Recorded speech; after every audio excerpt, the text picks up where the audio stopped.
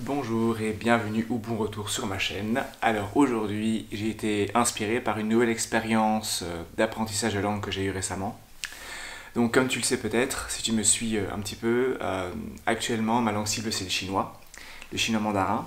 Et j'ai plusieurs manières de l'apprendre, donc j'ai une technique plutôt seule où je regarde des vidéos et j'ai aussi deux tandems. J'ai un tandem avec une prof, et donc toutes les semaines on fait 30 minutes de chinois où ça reste plutôt de la grammaire et 30 minutes de français. Et j'ai un autre tandem avec quelqu'un qui n'est pas professeur mais qui est aussi natif du mandarin. Et avec cette personne on fait entre un et 2 tandems par semaine. Et donc c'est par rapport à ces tandems-là que je voulais parler. Alors récemment, on s'est vu pour une nouvelle séance et donc nos séances durent entre 30 et 45 minutes par langue en fonction du temps qu'on a. Et dans cette séance, j'essaye évidemment de pousser un petit peu mon niveau et donc d'employer la langue, de faire des phrases, même si mon niveau reste très très basique. Pour l'instant, je pense que j'ai environ le A1 en mandarin, donc le A1 du cadre européen commun de référence, qui permet de s'exprimer et de se présenter avec des mots et des structures relativement basiques sur des sujets assez généraux, sans aller dans les détails. Ça, c'est niveau A1.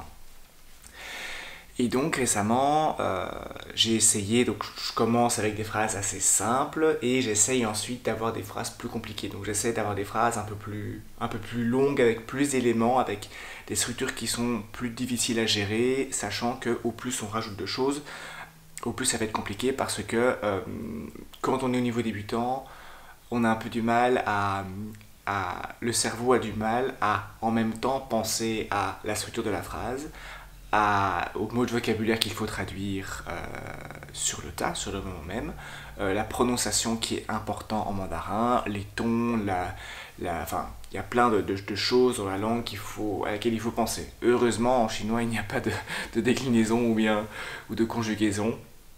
Donc il y a quand même des choses qui sont positives par rapport à cette langue. Et donc ce qui était intéressant justement, c'est que il y a certaines phrases pour lesquelles, donc des phrases qui sont assez simples, et quand je les dis, mon ami me dit ouais c'est bien, elle est bien faite. Moi je lui dis je sais qu'elle est bien faite parce que c'est une phrase simple que j'ai déjà entendue plein de fois dans des vidéos et que j'ai déjà mis en pratique de nombreuses fois. Donc ce sont des phrases qui, vu que je les ai déjà beaucoup entendues et beaucoup utilisées, ce sont des phrases assez automatisées. Donc on sait qu'au plus on va utiliser une phrase et une structure de phrase, au plus elle sera automatisée dans le cerveau. Et donc on ne devra pas y penser. C'est classiquement des phrases comme je m'appelle, j'ai X années, etc. Ça, ce sont des phrases automatisées parce qu'on les connaît. Et là où j'ai essayé un peu plus challenging, c'est que j'ai essayé de dire une phrase qui était beaucoup plus complexe, où j'avais différents éléments, je ne savais pas spécialement où je devais les mettre, je n'étais pas toujours sûr de ma prononciation, je n'étais pas sûr des mots que j'utilisais, et dans ce genre de phrase, je dois vraiment voir dans ma tête le mot écrit en pinyin, donc en écriture phonétique, non pas en caractères dessinés. Et donc je dois les voir dans ma tête pour réussir à les lire. Donc d'abord on pense au mot en français ou en anglais, puis on le traduit en mandarin, puis on doit le voir dans sa tête pour ensuite le lire. Enfin ça c'est ma technique, moi je suis quelqu'un de visuel, j'ai besoin de voir les choses. Et, euh, et ensuite j'ai dit à mon ami pourquoi est-ce que j'essaie de faire des phrases aussi complexes, sachant qu'en fait quand je vois la tête de mon ami quand je fais la phrase, je vois que je suis complètement dans le faux. Donc je dis toute ma phrase et avoir sa tête, des fois c'est juste, des fois c'est pas tout à fait cohérent. Bon, quand je dis ma phrase, évidemment c'est une phrase qui est plus complexe, donc j'ai vraiment besoin de toute ma concentration pour réussir à la terminer. Et donc je me tourne ensuite vers mon ami et je vois sa tête qu'elle se demande mais qu'est-ce que t'as voulu raconter. Et, et donc là, de base, je me dis, la phrase va être complètement fausse parce qu'elle semble ne vraiment pas comprendre ce que je veux dire. Et en mandarin, c'est assez classique. Quand on veut dire quelque chose de compliqué, des fois, la personne ne comprend pas du tout ce qu'on veut dire parce que c'est une langue qui est très très très précise au niveau de la prononciation. Il faut vraiment se concentrer pour prononcer les mots correctement parce il y a des subtilités qu'on n'a pas en français ou en anglais. Et donc, une fois qu'on a corrigé la phrase, eh bien, elle me dit wow, tu as essayé de faire une phrase très compliquée. Et moi, je lui dis mais c'est normal d'essayer de faire ça. Et c'est d'ailleurs ce qui manque à l'école. On a tendance, dans le milieu scolaire, à faire des choses qui sont safe, à savoir, tu évites de faire des choses qui pourraient être grammaticalement fausses. C'est classiquement l'exemple en néerlandais du rejet et de l'inversion. Le rejet étant un point de grammaire qui, théoriquement parlant, n'est pas compliqué, mais qui demande beaucoup de concentration parce que c'est quelque chose qui n'est pas du tout habituel dans des langues comme le français ou l'anglais. Et c'est très très difficile, enfin, ça demande beaucoup de pratique d'intérioriser cette structure de phrase pour qu'elle soit automatisée, pour ne plus devoir y penser et qu'elle sorte tout seul. Et donc, moi je disais à mon ami que quand on pratique les langues et quand on fait un tandem linguistique, il est important de sortir de sa zone de confort.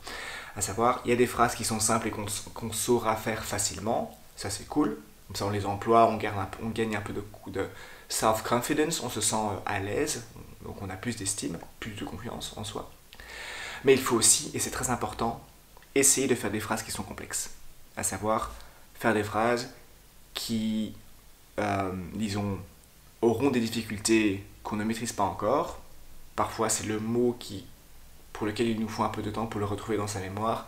Parfois, ce sera la prononciation qui sera difficile, surtout quand plusieurs mots ou plusieurs sons qui se succèdent sont très similaires. Et donc, j'ai dit à mon ami, j'ai essayé de faire cette phrase difficile en sachant qu'elle serait compliquée, parce que mon but, c'est justement de progresser et de sortir de ma zone de confort. De plus, si je fais 30 minutes de chinois, ce que je ne suis pas encore capable de faire, mais si je fais ça avec que des phrases simples, je n'aurai rien appris. Parce que ça signifiera que j'aurai utilisé des phrases que j'ai déjà beaucoup utilisées et que j'ai déjà beaucoup pratiquées afin de les automatiser. Si j'utilise ces phrases, je ne vais rien apprendre parce que je ne fais que recycler, réutiliser quelque chose que je sais être correct.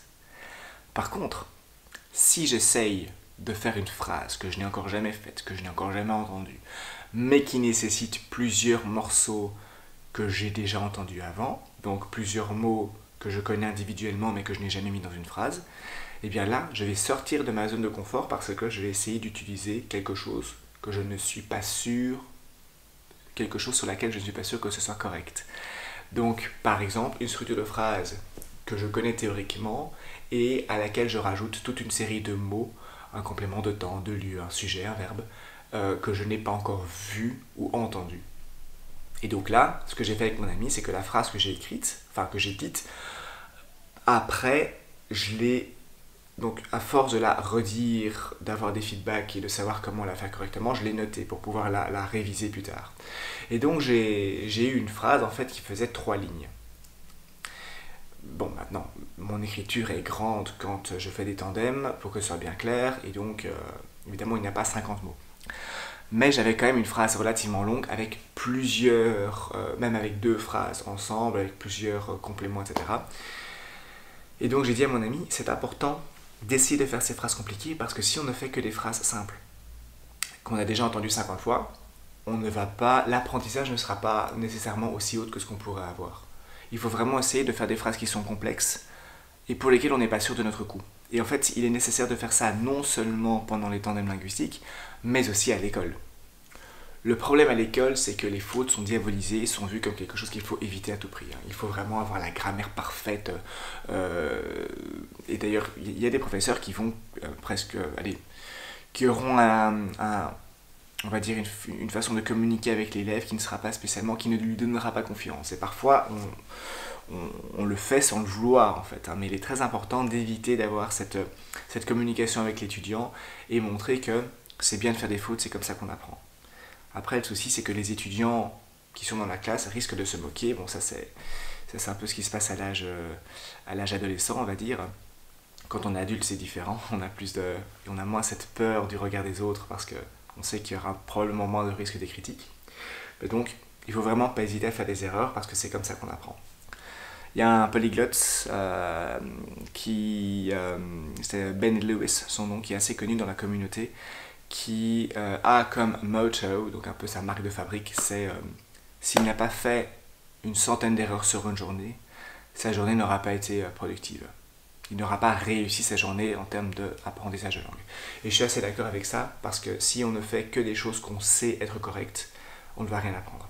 Si par contre j'essaye de faire des choses qui sont plus complexes et pour lesquelles il y a des risques que je fasse des erreurs, car pour ces phrases, la probabilité qu'elles soient erronée est assez haute, eh bien je sais que je vais apprendre parce que la personne avec qui je discute va probablement me corriger, puisque le but c'est de faire un échange linguistique.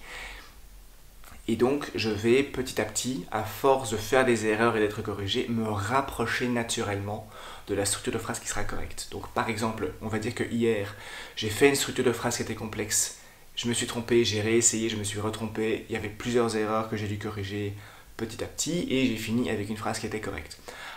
En recorrigeant cette phrase plusieurs fois, eh bien, j'ai découvert pas mal de choses de la langue. Par exemple, tiens, cette structure n'est pas compatible avec celle-là, ce mot-là était mal prononcé, et donc on va réessayer jusqu'à ce que ce soit correct. Peut-être que la semaine prochaine, je vais refaire cette structure, et plutôt qu'avoir 50% de la phrase qui est fausse, il n'y aura plus que 20 ou 10% de la phrase qui sera erronée. Et dans 2 semaines, je vais refaire la phrase et elle sera correcte. Je n'aurais pas pu progresser dans cette phrase si j'avais utilisé des structures qui sont simples et que je connais.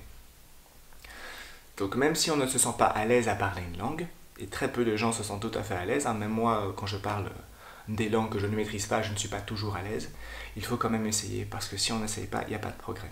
Il faut vraiment oser sortir de sa zone de confort pour avoir un progrès. Donc ça demande du courage pour sortir de sa zone de confort, de pouvoir ne pas avoir peur du regard des autres, ne pas le prendre en considération. Ça demande parfois du travail, mais avec le temps, on remarque qu'en fait, c'est vraiment comme ça qu'on progresse. Maintenant, certaines personnes n'aiment pas les tandems linguistiques, certaines personnes sont très très introverties, chacun emploie sa méthode en fonction de sa personnalité, sa façon d'apprendre, chacun est différent, mais j'encouragerai toujours qui que ce soit à essayer de faire des tandems, quitte à ce que ça ne vous plaise pas, et à voir en fait les bénéfices que ça peut apporter si jamais ce genre d'activité te parle. Voilà. J'espère que cette vidéo t'aura un peu fait réfléchir, un peu motivé, un peu inspiré. N'hésite pas à laisser des commentaires si jamais tu as quelque chose à partager, ce sera toujours intéressant. Et sur ce, on se voit très bientôt dans la prochaine vidéo.